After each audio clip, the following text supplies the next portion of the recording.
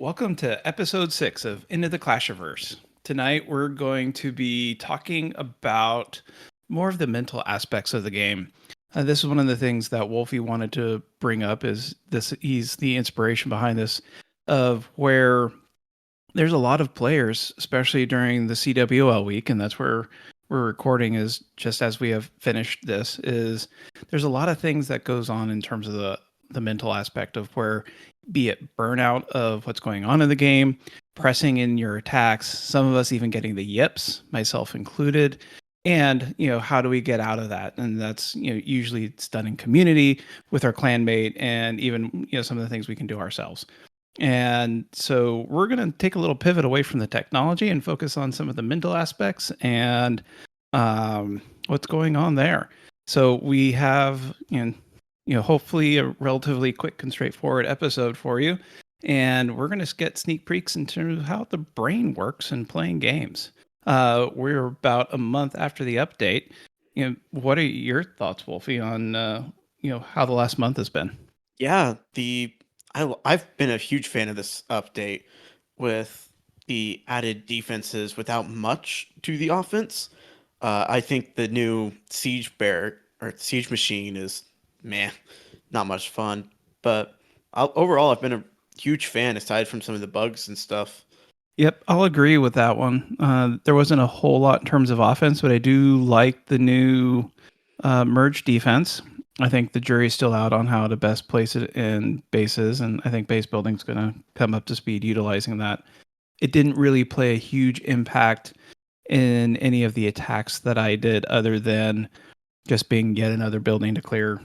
Yeah, I think the biggest change happened with the just added 5% to the Teslas, the mortars, the expos, even with like the superchargers adding another 5%. I think it really just brought the difficulty up just what that 5, 7 more percent to where attacks just got a little bit harder.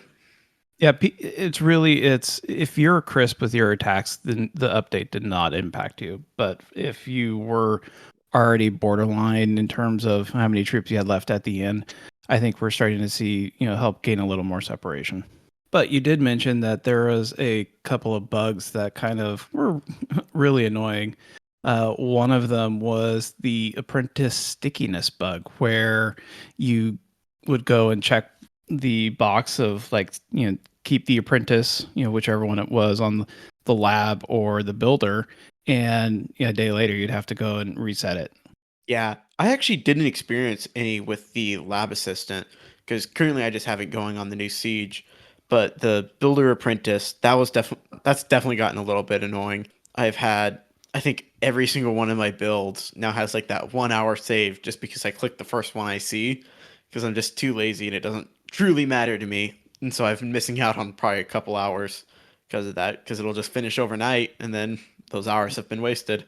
You're not the same level of optimization as me yet. Okay. You know, kind of fascinating. It is. People say we're so alike, but oh, the differences, they're stark now. Yeah, one of us cares and the other doesn't, at least not that much. Anyways, so the second bug that I know personally affected me was the gold pass, the streak bug, where those 200 extra points. I activated my gold pass as a repeat user of it, and I started off at zero. And I started off at zero, and I didn't even think about it, and gemmed one of Drax, my dad's, CCs, and there went 50 gems because he has expensive troops in his thing. As do we all. Yeah, who knows? Yeah. It seemed pretty universal in terms of the bug that the people impacted. My guess is they did some updates into how they're doing some of the challenges and probably doing some tweaks and code cleanup, etc.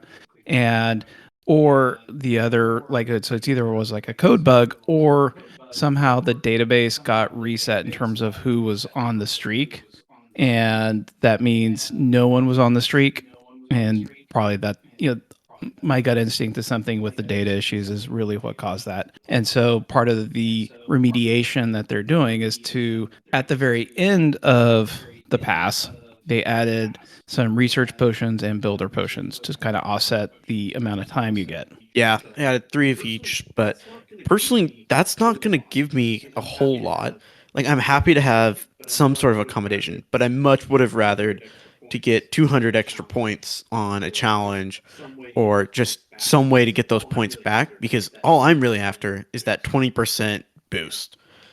And that 20% army boost, especially, that's been a saint to me, especially as I like to get my attacks in late at night. I haven't done any of my attacks and recording it this at 9:40, so that'll be fun. I don't know. What are your thoughts on the accommodation? I think it's okay overall. Like if you take a holistic picture, it does quote unquote add up, especially for the folks who are spending money on the game.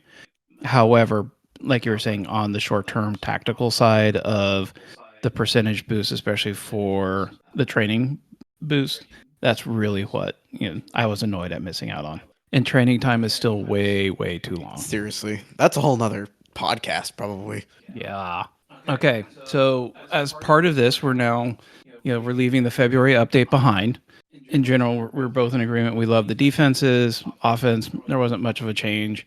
We're still hoping for more defensive changes to coming up to really try and separate the top players from the good from the great.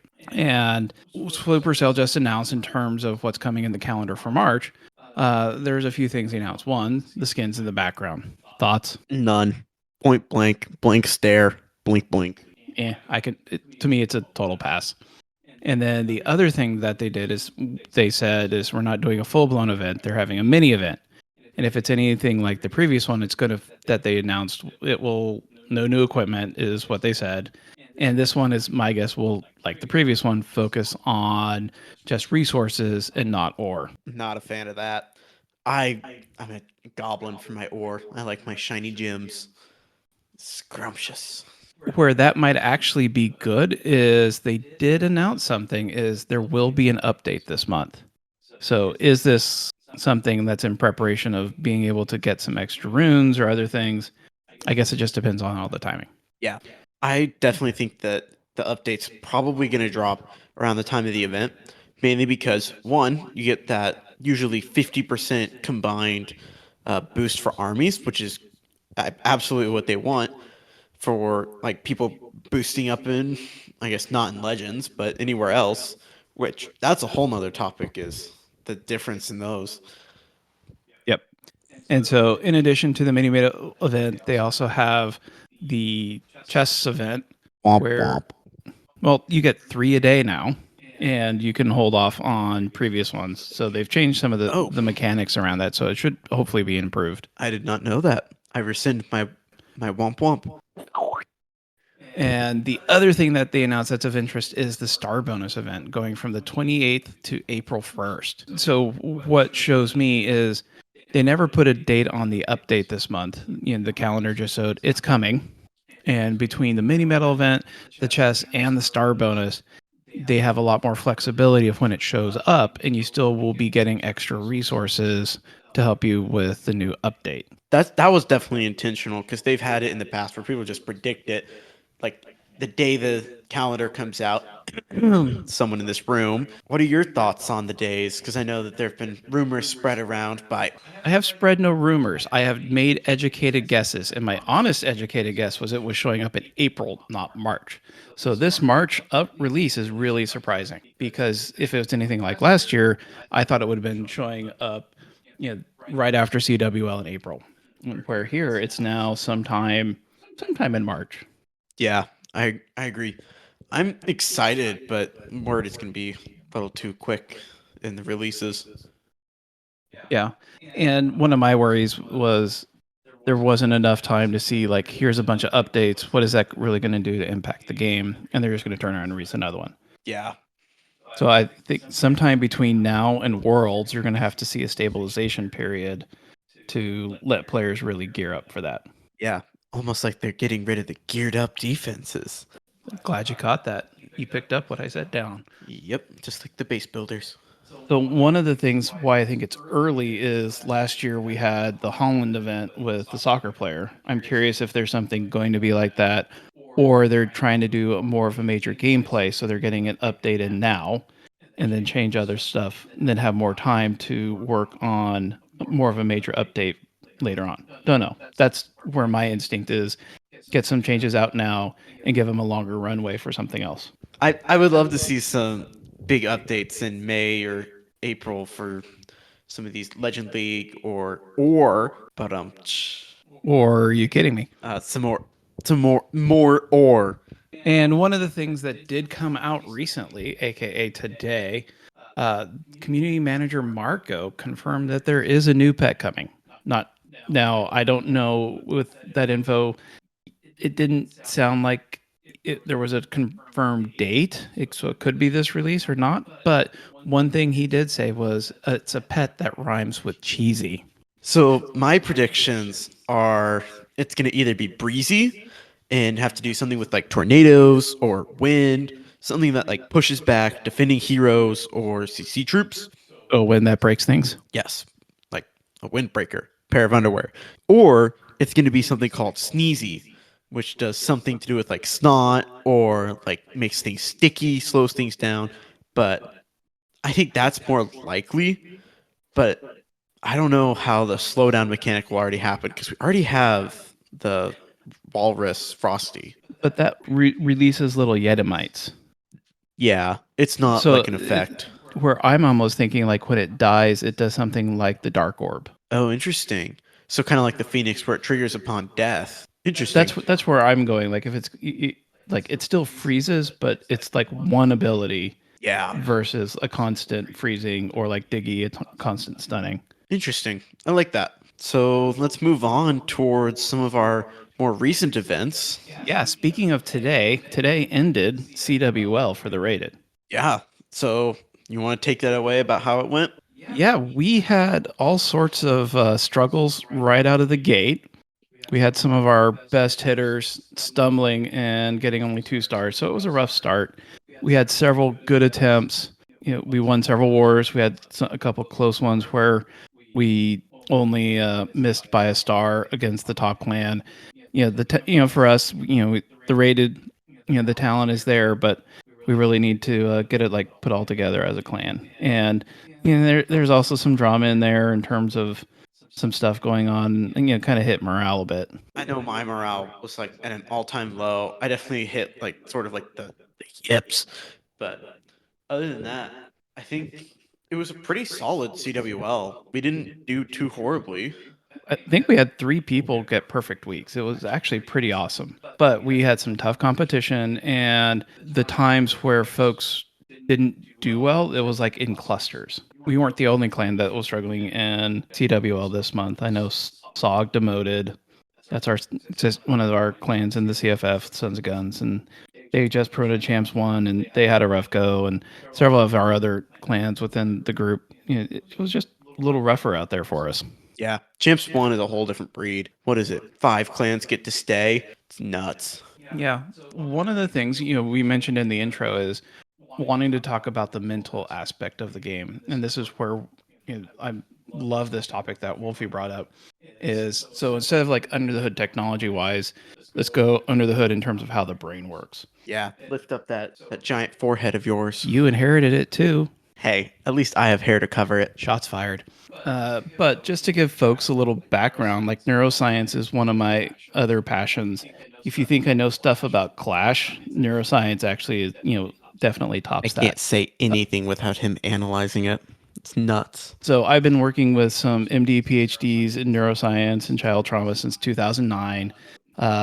My spouse, she has been a trauma therapist for the last 12 years, in addition to being an occupational therapist. So it's something that I've kind of lived and breathed to the point where she and I even wrote some software together in terms of The royal we writing the software. her brains, my skill.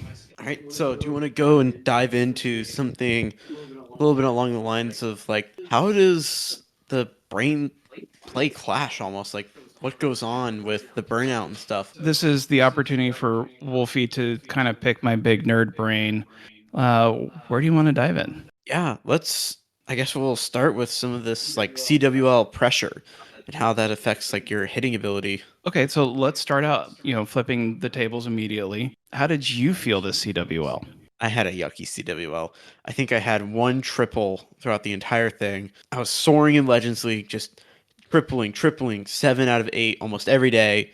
And then as soon as CWL hit, just tanked. Went down to one triple a day. Even in Legends League, like Legends League hits, I had 4 triples a day. Just everything just crashed and burned. It felt like the game got 20% harder as soon as CWL hit. It was like a light switch for you, right? Yeah.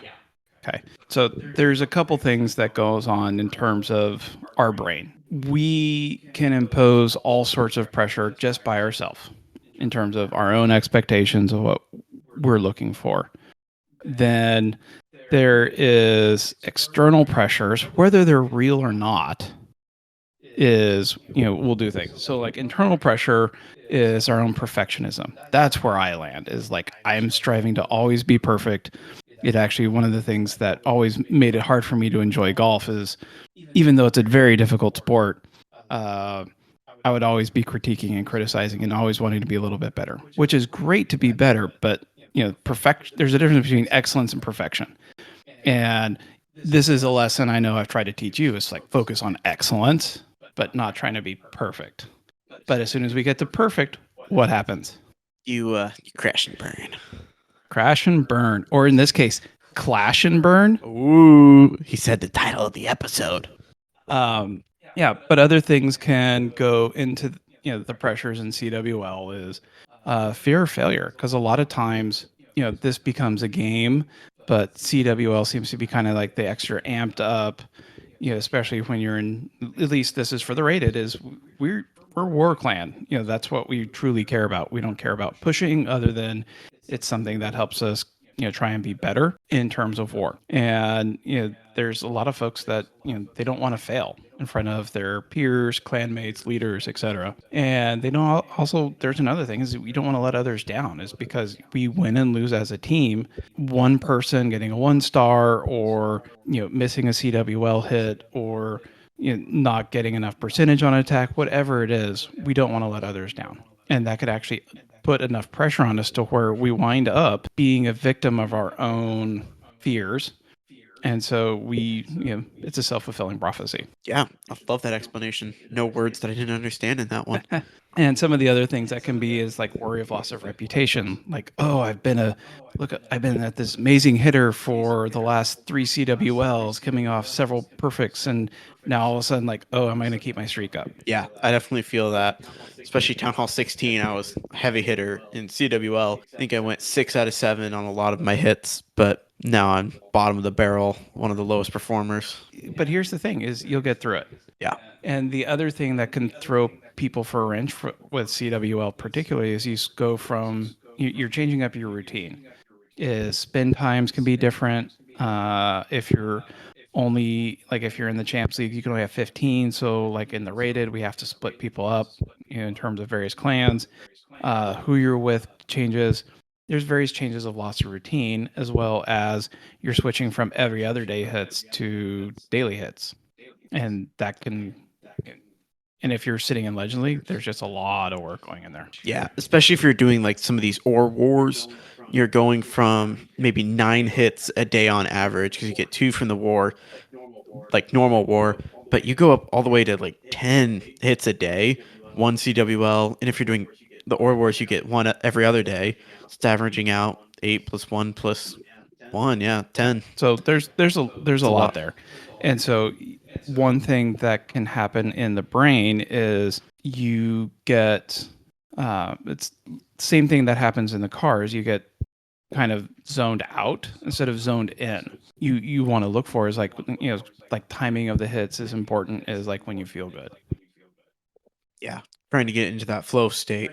I know, especially with me for trumpet, that's the biggest thing that I can do for a performance. Yeah, It's just get into that flow state, or as the youngsters call it, locking in. yeah, lock in, get in the zone, get your alpha wave or whatever it is, and just whatever term, the brain really does change when you can get in the zone. Be it like for me playing baseball, when I was in the zone, you couldn't throw it past me. Anyways, so let's move on to what you said in the intro, like pressing attacks. What does that mean? Yeah, and so when we take on this pressure, if we don't do anything about it, the thing with the brain is when you have feelings, they're valid. Feelings are just data. And feelings are going to last for 30 seconds to a minute, and if you can sit there and process it and deal with it, they'll be gone. But if you sit there and perseverate on it, it can actually affect your brain for days. And so understanding like how pressure happens, feeling the anxiety, anger, upset, being able to sit there with it for that 30 seconds to a minute and let it out versus stewing on it is a major difference. And that's where it's like you'll hear athletes talk about like, oh, like I forget the last pitch, I forget the last interception if you're a quarterback or whatever it is, and being able to move on. They have that ability to take those emotions of the moment, deal with it, and then let it go versus letting it impact their brain from that moment and be it minutes, hours, or days. So that leads us to a couple things. Is like one is like starting to press the attacks. That's your anxiousness. You get adrenaline. You're trying to make something happen, and you get out of what your skill patterns are. Because a lot of times, if you think about it, we'll take like an RC charge, like dropping the invis every 4 seconds, right? Or with the Fox, it's every 10 seconds with the timing. It doesn't matter. Is there's certain rhythms, and if something goes awry and you're pressing your attacks, you're starting to drop your spells sooner. You're trying to save something versus letting your skills actually, let your skills take over in terms of your like what we would call muscle memory, and just letting that happen. Instead, you're trying to force it, and that's called pressing. Like hitters in baseball, where they're trying to make something happen and they're swinging their bat ahead of time. It's called pressing, or golfers have it, and you wind up shanking, pulling your shot or shanking or whatever it is. You can see it in the NFL with quarterbacks trying to force a ball into an area where it shouldn't. Instead of throwing the ball away or eating the sack, they wind up throwing an interception because they're trying to force something to happen instead of relying on their actual skills. They go into we'll talk about this more, but there's your prefrontal cortex, which is your logical side of your brain, which is your calm, cool, rational part. And then there's your midbrain, which is your emotions. If your thinking goes into your emotions, you start relying on more of panic or anxiety or other things to force it to try and do something with a situation versus using your prefrontal cortex and your built-in muscle memory to actually do the things you know how to do well. Yeah, I think you summed it up pretty clearly. I don't think there's any words in there that I don't understand, but you've also said a lot to me before. So I think we can move on to And then there's a whole another thing. condition called the yips. Shh. Don't say it out loud. That's right, Ted Lasso. So the yips is something that really came in sports where it started out of golf. I used to play a ton of golf in the past. I hope to pick it up in the future again.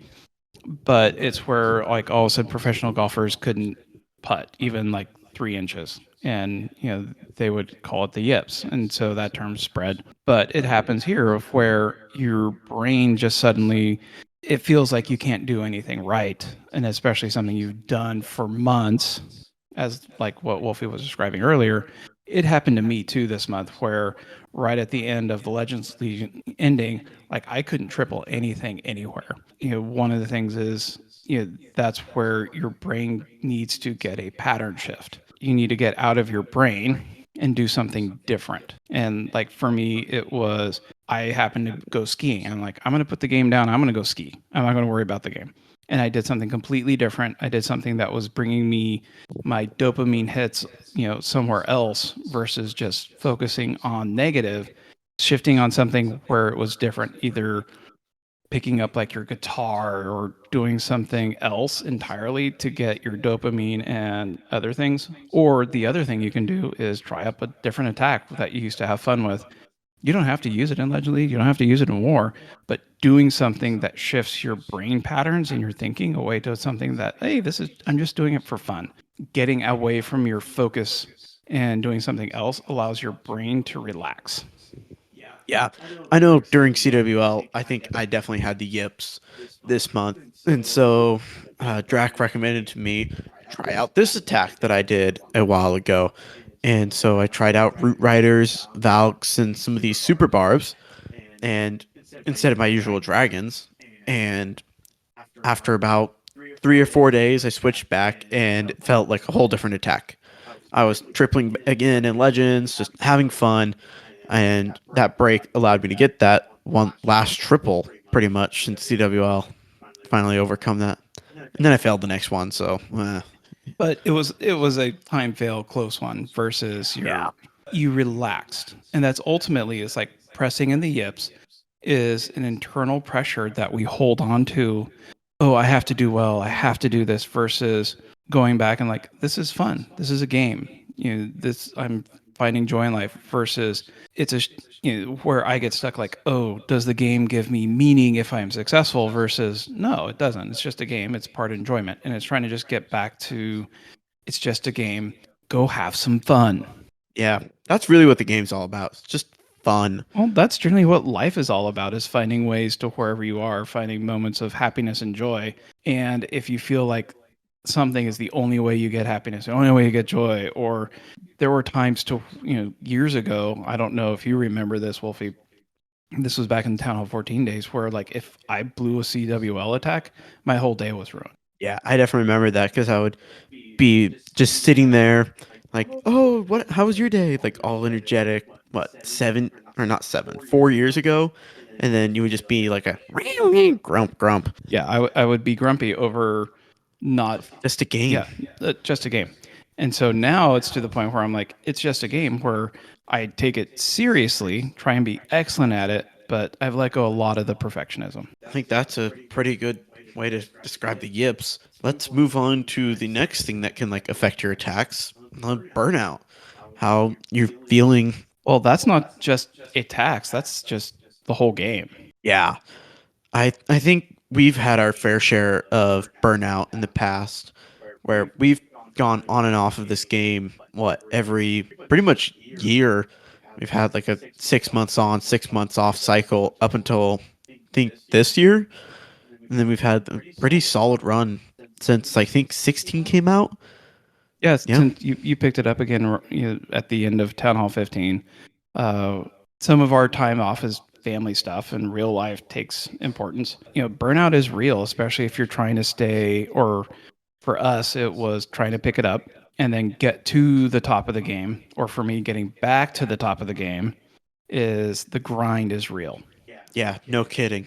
The game is all just a grind, and if you don't start up at the or if you don't start near the top or at the top, it can be challenging. Yeah.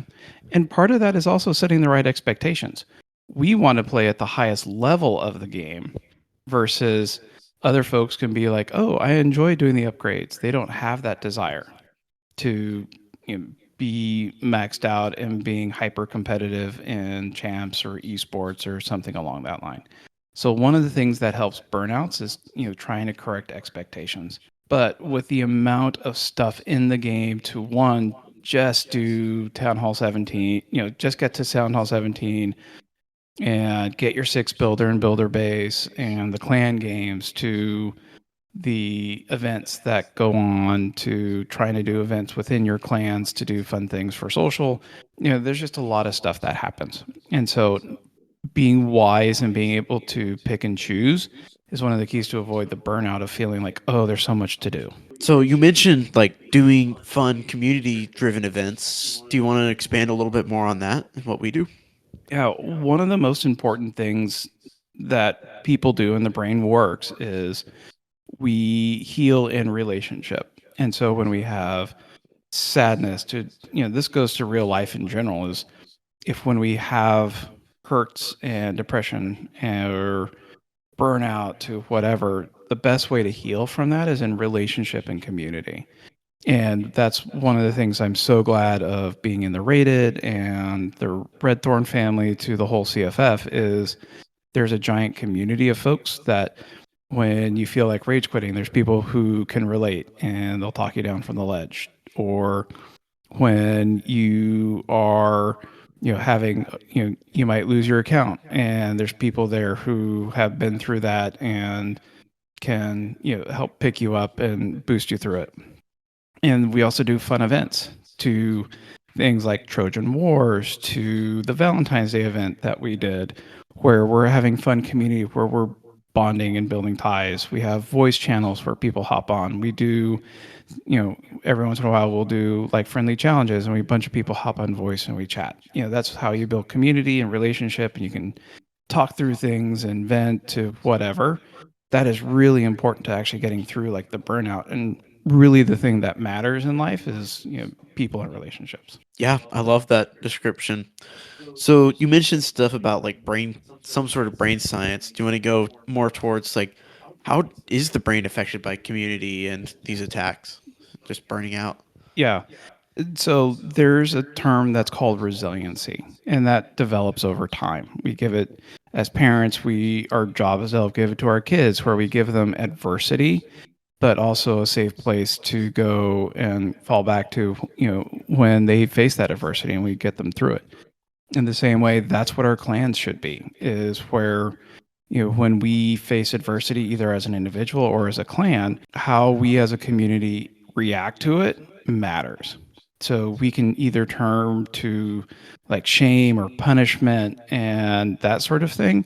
And that's actually a negative. Now, is it effective? It can be in the short term, but it actually doesn't help a person heal. It actually hinders them in the long run. Versus we can give our clanmates resiliency of saying, hey, that was a rough hit. You're going to get through this. Do you want some tips? Let's chat one on one. Or leaders pulling us people aside in one on one, like, hey, how can we help you out? Just to know that you're there and you're there for them. Versus, shame is toxic. And if there's folks that will go and dump on other clanmates in the clan chat and in a very public forum, that is awful. I don't want those folks ever in our clan. And if you have those sort of folks who do that, just get rid of them now. They're just making it awful.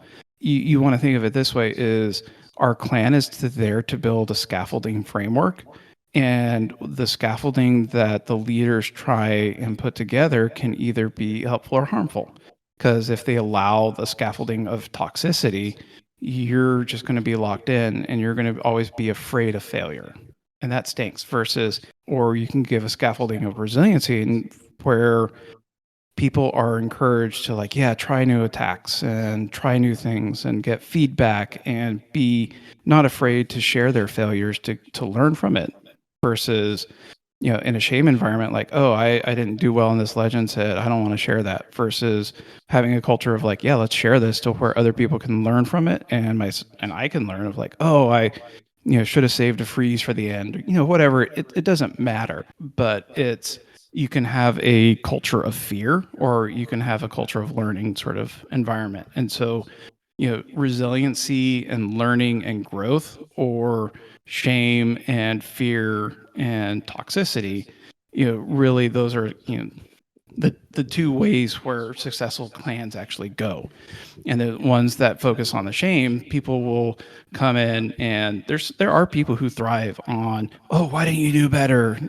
Like each individual brain is unique, but there are people who like tough love and hard coaching. It actually does work. But for the most part, in the day in and day out, who thrive in that, they can cluster together and they can be successful. But that doesn't necessarily mean that that's an environment that I want to put myself in, or more importantly, that I would want my kid and Wolfie to be in that environment. I love that description of it. And I do think bringing like a safe space almost to clash is truly one of the most important things in the community. And that's what I love about the CFF and the rated is it just feels like a family.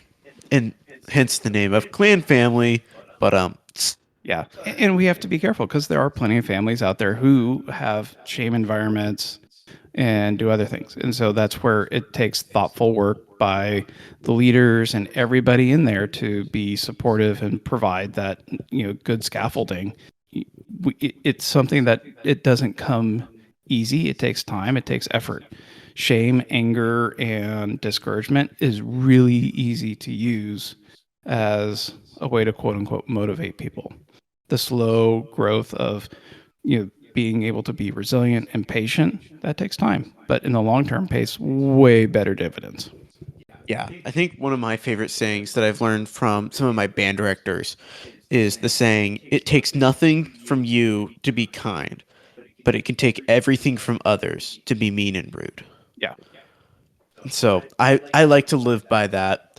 Even like daily life, went to a store and just smiling at people or just complimenting people on anything can mean the whole world to that person. You never know what that person's going through. So just having a place like the CFF or in the rated, just always nice. Yeah, to borrow your example, is it takes years to get to Town Hall 17, or if you follow T's guide, it takes 18 months. But that's still a lot of time and effort. That can be torn away, and you want to walk away from all that effort and energy with one day's bad experience. All right. I think that about wraps up what we had planned. Yep. So So we're going to we're going to skip the toolbox today because, if folks really do want some mental toolbox stuff, I'm happy to go dig that up. But, since we're focusing on the brain, we're going to go to questions to what the actual? All right. The first one comes in from Darth Yoda.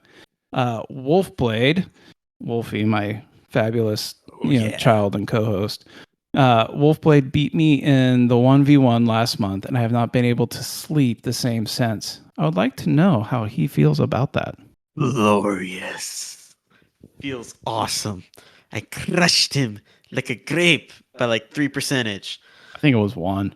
I think it was in the range of 1 to 3%. It was definitely close. I wasn't expecting to win it, but I do feel a little bit bad destroying his dreams of going and beating Fuzzy, the ultimate victor. We'll move on. I've had enough gloating for the last couple weeks. Yeah, he doesn't let a day go by, Darth Yoda. So we're gonna have to step up in the next 1v1. Okay, I see how it is. Can't wait to beat you again. All right. Next question comes from Brendan, one of our co-leaders in the Red Thorn family. What things do you do to get in the right mental state before a big attack in CWL? I don't do a whole lot other than just mentally preparing myself like, yep, I'm about to go do this. And thinking to myself, I've got this. I'm going to triple it. That was a little trick that Drac gave me. Just that mentally thinking to yourself that you're going to triple will increase your odds of tripling. Yeah. It's that whole envision what you're going to do ahead of time. That's one thing you can do. For me, I like to do a couple Legends hits, do a couple FCs, really trying to find a time of the day where I tend to feel better about my attacks. I will never hit pre-coffee in the morning unless it's an absolute desperate situation. And just try and stick to the routine. Every once in a while, I try and get some music going in my ears if I want to really feel it. Just to, especially if my brain's starting to think on it too much, is gets some music going to kind of distract me. But really, it's more of, do I feel good and do I have good timing on my drops in terms of FCs? So there's been plenty of times to where even if I tripled an FC, I didn't feel good about it. I'll set it down and come back later. So there's a lot of, for me personally, that I do. All right. This next question comes from a good friend and fellow podcaster, Cool Rick. If Supercell wanted to take steps to reduce burnout from their end, what changes would you recommend they implement? And this I'm going to pass off to you because you know the most about this. Yeah, and this comes from Congressman Coolrick. He's one of the subreddit moderators over for the Reddit Clash of Clans, and he does the Reddit Talks Clash podcast, and has been an amazing support. So check out his podcast along with his other co-hosts. From burnout from Supercell side, I would think of stressors around things like troop builds, of whether or not you can get all your hits in a day, the amount of time spent on heroes you would be surprised at how much burnout there is of just trying to do the dark grind for your heroes, being able to adjust that. And some people are like, oh, I want to be able to do things like war or attack with my heroes up while upgrading. I don't know if that will necessarily reduce the burnout just because of the sheer volume of levels. And I think that's one of the things that I would ask Supercell to do is just reduce the number of hero levels that are involved in there. And then the other one is now that they introduce the equipment, there's a ton of burnout in the equipment grind. And especially if you want to be at the top of your game, it doesn't matter what town hall level. When you introduce these epic equipments that require starry, that becomes your gating factor. And so the only way to get starry is you might get a pittance in terms of the raid medals, but you have to be in a clan that's doing enough raid medals to where it's worthwhile to spend $350 for 5 starry, or you're constantly doing wars and CWL wars in order to get a few starry. And this actually goes into the pressure of if you don't win your CWL wars and your regular wars, you don't get as much of your ore that you get. And so there's additional pressure that can actually help reinforce the burnout. So getting other than your daily, probably some sort of way in your daily hits to get some starry, that will actually reduce some of the pressure for burnout. And so I think that's really where I would put things is because heroes are so important in the game is to reduce the number of levels that you have to do and the amount, and then being able to increase the amount of ore available, especially starry. Yeah, I love that explanation. I'm not going to comment any further. Okay, this one comes from our glorious leader of the rated Fuzzy. If you're struggling during CWL, do you think you should switch attacks or stick with what's not working? I personally think that you should probably stay with the same attack. I know I'm kind of a hypocrite in saying this because I tried this CWL. I switched attacks midway through and it clashed and burned. Yeah. And so he's speaking from lived wisdom. I would definitely not switch attacks for your CWL, but I would switch it up if you're doing legends or FCs, doing something to get out of your own head, like we talked about, of trying something either different or fun, or go out and, as the famous internet saying is, go touch grass, is actually go do something else where you're doing something fun and happy, and that'll actually help the brain reset. I have tried to tell fellow clanmates of like, just try something different on FCs just to get out of your head. Nice. All right. Our next question comes from the lovely C Note. Do you think that the amount of activities in Clash causes the burnout, or is it the fact that most have multiple accounts and attempt to do all the activities in waves? So this is a complex answer, and this is brain dependent. And I'm going to take a pause here. And I know he's a Pepsi lover, but I do need to give his Clash Tours a shout out. C-Note is the host of the great Clash Tours. Last couple episodes have been hysterical. Please check them out. Been a lot of fun. But really, it's, as I mentioned earlier, some people love the fact that they can grind and do the building. Some people like having all the activities. Other people's don't. Some people care less about the builder base or clan games or whatever it is.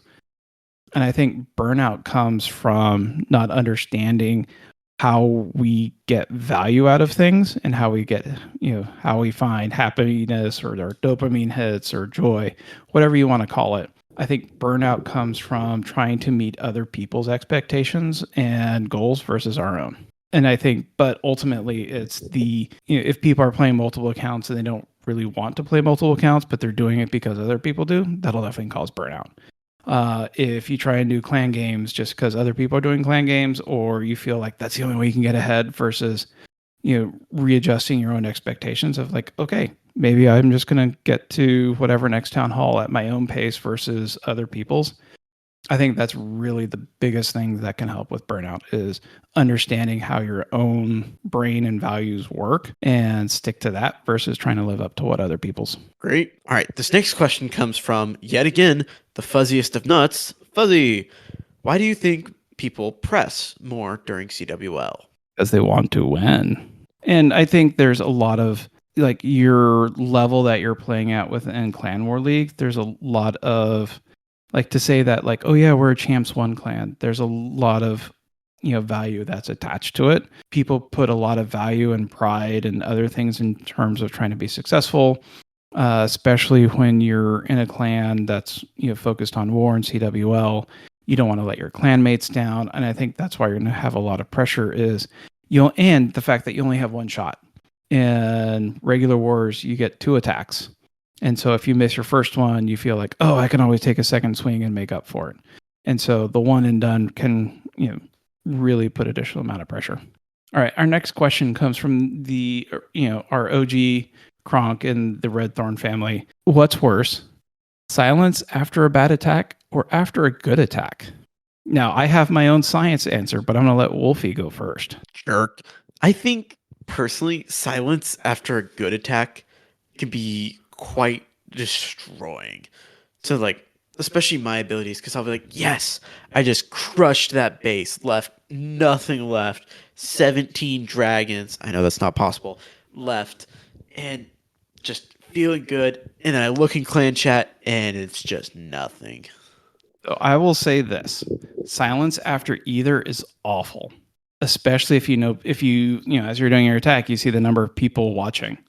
Now it could throw you off. It could be the other clan that's seeing it. It's that feeling of, I want validation or support regardless.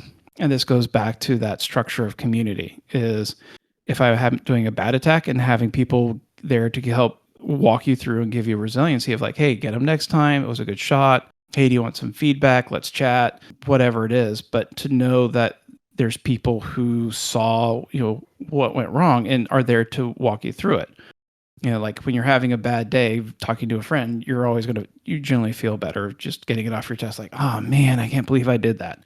Or I thought I had that. And just like, hey, go get them next.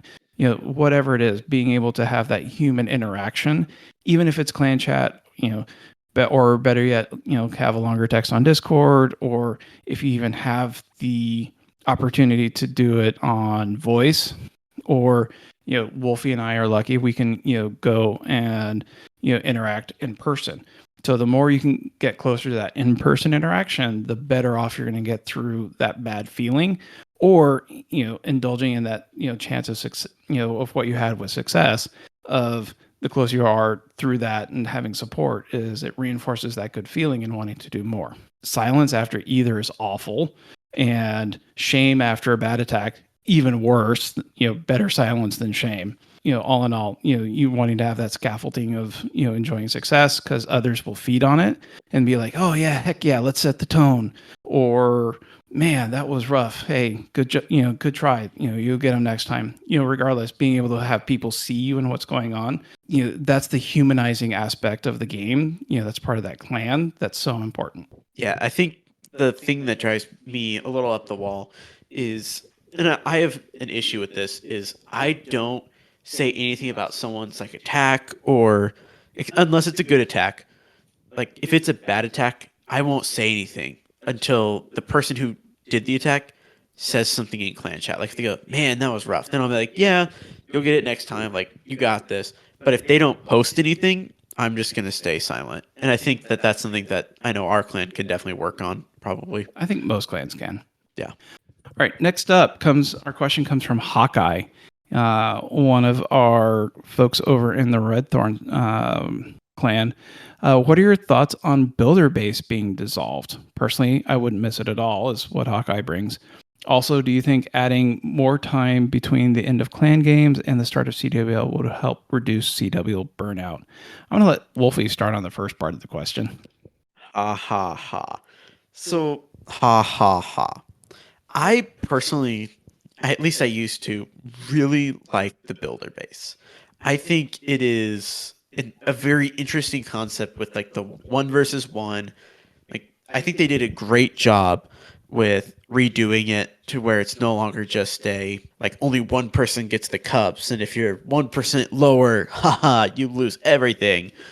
But I think they did a really good job on this new like meta, and I would be sad to see it go.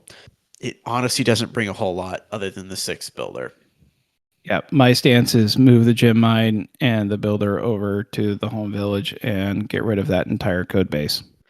Ooh, no, no, no. I think they should keep it, but maybe stop developing it. Grip it and rip it, move it out. If you're doing that, then why not get rid of the clan capital? Huh? Raid medals. Next question, or next part of this question. The clan games part. Yeah, I'll let you go ahead with this one. Yeah, I'll start on this one. I don't think, like for me personally, it doesn't impact my burnout level because clan games, I have the privilege of being in a clan where you max out the points regardless. And I think that might be the difference. And so if like on one of my accounts, if the rewards don't match my needs, I'll do 1,000 points just to get the season challenge and be done. I don't stress it.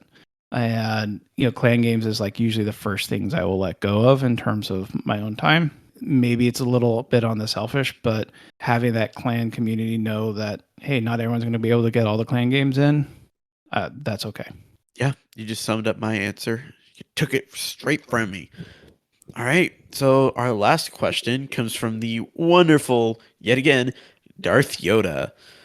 And Darth says, I'm seeing negative effects on people's morale in this triple or bust easy meta. If folks fail an attack, it is affecting them way more than ever in the past. Are you both seeing the same? And what are your thoughts? So one, I think that is absolutely true.